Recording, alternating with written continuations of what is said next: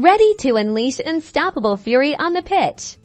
Today, we're unlocking the secrets of the power shot in FC24.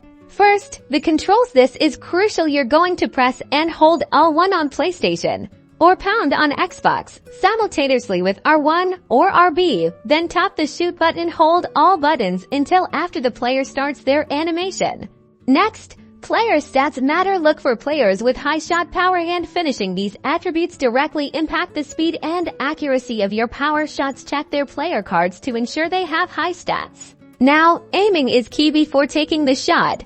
Use the left stick to aim precisely. Power shots are powerful, but also harder to control, so aim for a decent spot towards the corners. Perfect your timing. The longer you hold the shoot button, the more power you'll generate.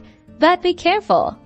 Holding it for too long results in a horribly inaccurate shot. Feel about why at the power bar. Finally, practice makes perfect. Head into the practice arena and master the timing and aiming. It may take a while to master, so get out there, practice those power shots, and dominate the game. Don't forget to like and subscribe for more FC24 tips and tricks. See you on the pitch.